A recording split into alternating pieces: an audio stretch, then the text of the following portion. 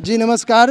मैं फिर अपने जनवादी खबर के टीम के साथ आपके लिए कुछ खबरें दिखाने के लिए हम लोग यहाँ उपस्थित हुए हैं। आप देख रहे हैं कि ये बया नदी पुल है और ये बया नदी पुल के जस्ट बगल यानी नीचे में बया नदी पुल के उत्तर भाग में जो ये डाइवर्सन दिखलाई दे रहा है आपको, ये डाइवर्सन आप समझ सकते हैं कि पुल निर्माण के पहले ही यानी करीब 12 साल पहले ही पुल निर्माण होने के पहले ही ये डाइवर्सन बनाया गया था। पुल का निर्माण हो गया, पुल पर निर्माण होने के बाद पुल पर आवागमन चालू भी कर दिए गए, लेकिन अफसोस के साथ कहना पड़ा है कि ये डाइवर्सन जो है, जो आप डाइवर्सन को देख रहे हैं, ये डाइवर्सन यहाँ के दर्जनों गांवों के लिए ये काल बन गया हुआ है। अब समय आ गया है, मानसून उतरने को है, नदी अभी सूखी हुई है, अब सिलसिला शुरू होगा नदी में पानी भरने का और जलजला देखने को मिलेगा सभी लोगों को। बार बार प्रशासन को कहा गया डाइवर्सन हटाने के लिए, लेकिन पुल निर्माण करने वाली कंपनी पुल का निर्माण करके यहाँ से पलायन कर गया, डाइवर्सन को यूं ही छोड़ दिया।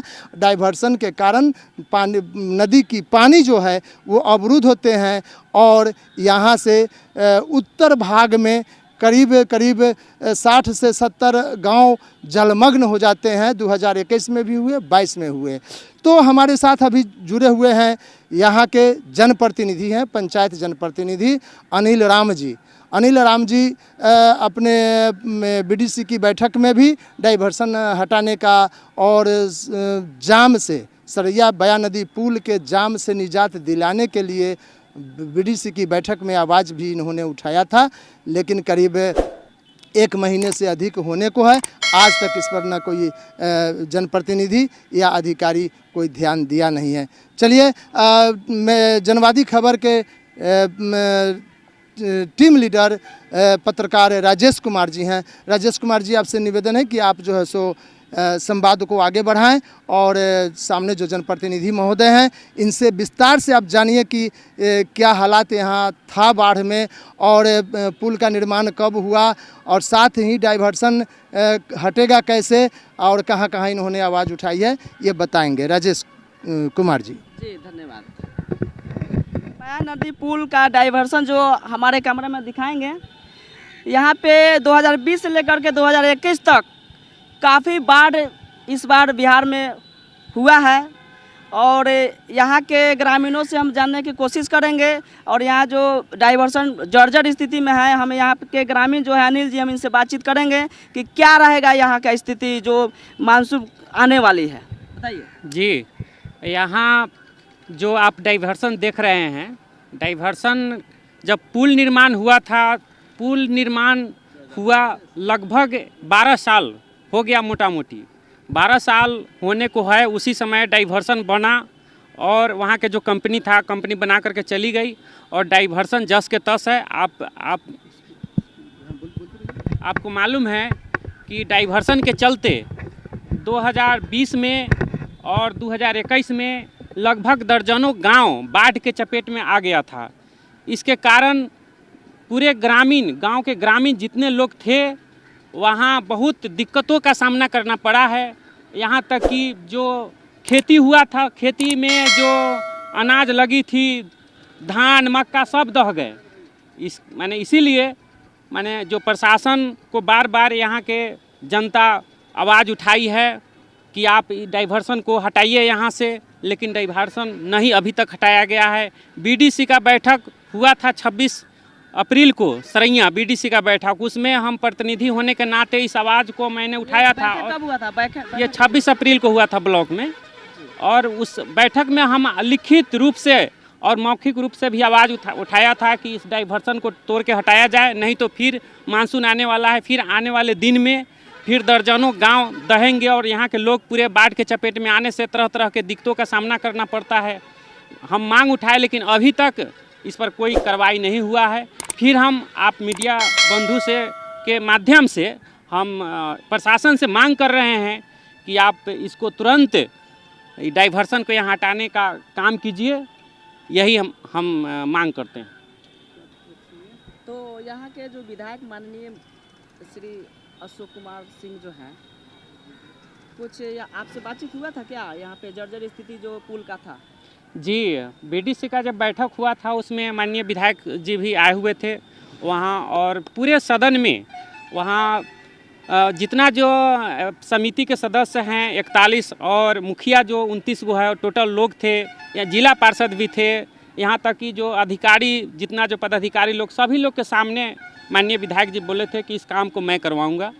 लगभग मैंने डाइवर्सन को हटाने का काम कराऊंगा, लेकिन लगभग 1 महीना हो गया, अभी तक नहीं हटा है। तो हम आपके माध्यम से हम अधिकारी पदाधिकारी और जनप्रतिनिधि लोग से भी आग्रह करेंगे कि आने वाले दिन में पब्लिक को मैंने इस बाढ़ के चपेट में आने से रोकने के लिए डाइवर्सन को तुरंत जल्दी हटाया जाए, हम आग्रह करेंगे।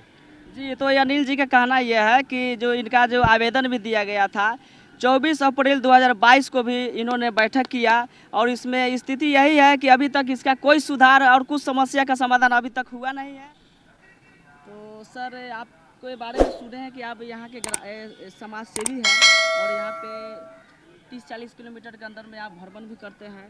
2020 में 2021 में बाढ़ भी आया था, उसमें आपने काफ़ी लोगों को मदद किया था।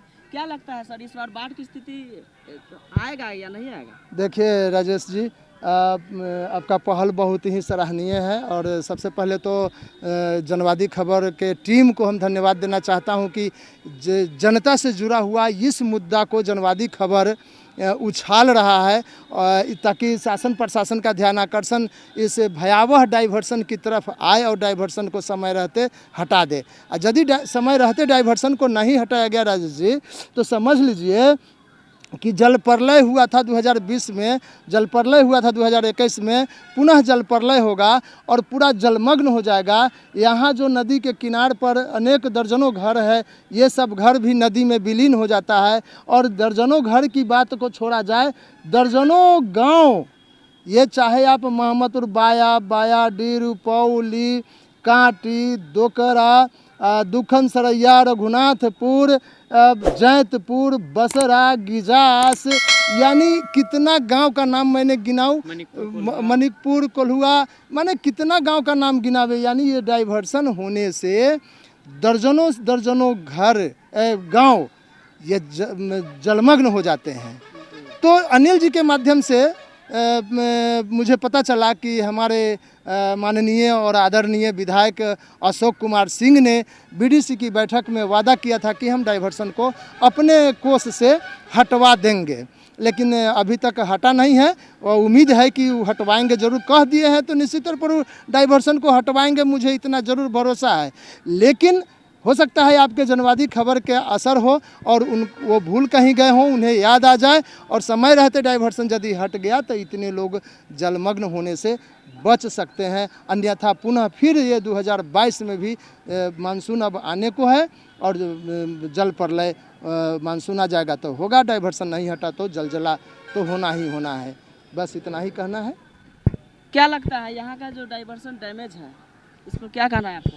हमको कहना है, यही कहना है कि यहाँ का जो भी व्यक्ति समाज सेवी आदमी है, यहाँ आकर कुछ विचार विमर्श कर ये डाइवर्सन को हटाने का कोशिश करे। आपका क्या कहना है? मेरा तो सर देख लीजिए ना, 3 साल से जो है कि 2 साल से 2020-21 में दह चुका है मेरा घर। हम तो घर से बेघर हो जाते हैं, हम तो ऊपर रहते हैं, उसके बाद तिरपाल टांग के यहाँ दह जाता है तो तिरपाल टांग के ऊपर रहते हैं। अब सभी लोग जितने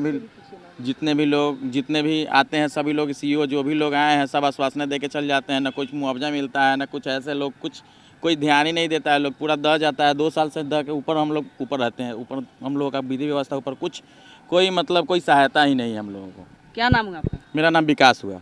कहाँ घर हुआ आपका? घर सरैया ही हुआ, सरैया? वही घर है मेरा। देख लीजिए एक बार, थोड़ा सा कैमरा वाले भाई सब दिखा दीजिए। 2 साल से जो है कि जो है दह जा रहा है, और उसके बाद जो है कि कोई मतलब सहायता ही नहीं है सरकार की तरफ से, या यहाँ के कुछ प्रतिनिधिगण हैं उनके तरफ से कोई सहायता ही नहीं है। ऊपर तिरपाल मिलता है और उसके बाद ऊपर ही रहते हैं, 3 महीना 4 महीने ऊपर बिताते हैं, बस। और क्या बताएं। क्या नाम है आपका? मेरा नाम सुभाष कुमार हुआ जी। मैं मणिकपुर मेरा घर हुआ जी। और मैं वार्ड सदस्य हूँ अच्छा। मणिकपुर का। अच्छा, यहाँ पे ज़्यादा परेशानी? हाँ, यहाँ पर बहुत परेशानी होता है। यहाँ के नहीं, यहाँ पे हम लोग जन को बहुत समस्या हो जाती है। जनजीवन से अस्त व्यस्त लोग हो जाता है। आप देखते रहिए जनवादी खबर, जुड़ते रहिए हमारे साथ, हमारे टीम लीडर TN सिंह और हमारे कैमरामैन मुन्ना कुमार के साथ।